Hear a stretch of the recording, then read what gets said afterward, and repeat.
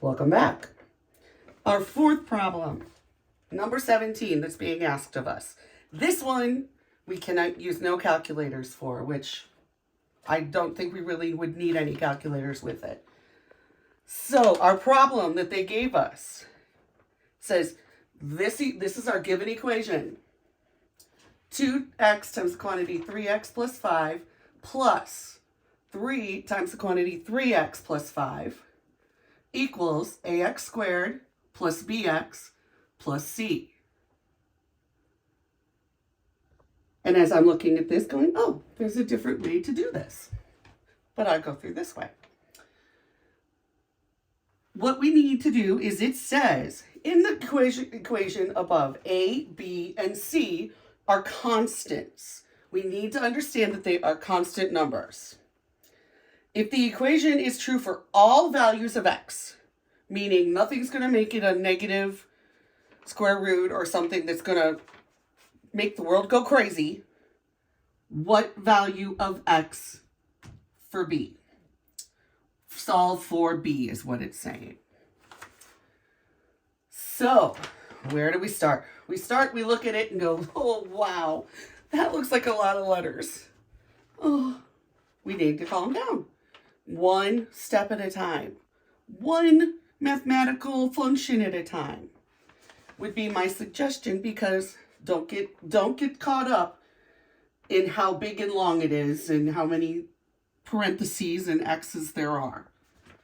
So the first thing we're going to do is, this is a distributive property here. We are going to distribute 2x times both of the things inside the equation. So 2x times 3x equals 6x squared. Then the 2x has to go and multiply times the 5. So it's going to be 2x times 5.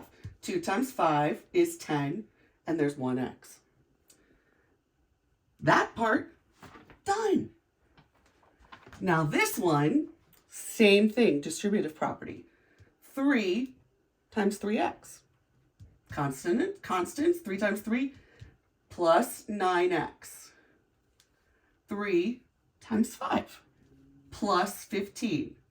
Notice there are no minuses in here, no negatives we need to worry about right now, which makes it a lot easier. We bring this down, the problem, the ax squared plus bx plus c. Now we have to combine like terms. So we look and see of our things that we made here, are any of them the same kind of number? That's how I know to combine like terms. An x squared here. Is there another x squared on our side? No. So our x squared is going to come down. But then we have 10x and 9x. 10 plus 9 is 19x. And we have one constant, plus 15. Once again, equals ax squared plus bx plus c. Now comes the little bit weirder part. We need to get b by itself on this side of the equation. So we need to get rid of ax squared and c from this side of the equation. Why? Because we don't want to divide by more than what we need to divide by, or multiply by more than what we need to multiply by. So we're going to minus ax squared to this side. So we have 6 minus a quantity x squared. The 6 in front of this squared minus a. So if a was a 4, it would be 6 minus 4 x squared. But we do not know what a is. It needs to be for any number. So 6 minus a, x squared. Same thing, we're going to pull the 19x. Did we do anything to that? Are we doing anything to that? No, because our bx needs to stay over here. So we're going to take our c and get rid of our c. So we have 15 minus c equals, what's left over here? Bx. Next thing we need to do is we need to make b by itself. If we have b times x on our side, we need to do the opposite function of multiplication, which is division. So if we divide x by x, it turns into 1. Magic number. 1. B times 1 is B. So we have to divide everything by x to make it fair, make it equal. We don't want to mess up the balance. So we have divided by x on all of these monomials. So now we are left with 6 minus a. When we have x on the bottom and x squared on the top, we're really just dividing it, which gives it x left. We do have 1 x left. So 6 minus a, x. If we divide 19x divided by x, wow, magic again. X over x turns into 1. We are left with 19. Divide by x over here. Is there anything up on the top with x's that we can do?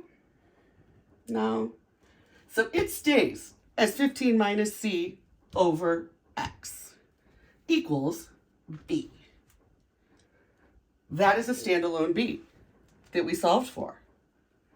This is where different schools of thought on what is the most simple form of the equation. I think that's pretty simple, but there's another way of doing it is when we would distribute out over the variables. So if we distribute the x, it would be 6x minus ax. We could put a parenthesis around it. It'd be this, it's the exact same thing as this. Plus 19 plus 15 over x, but there we have a minus sign that we cannot lose. So it'd be minus c over x equals b. Same equation, different forms.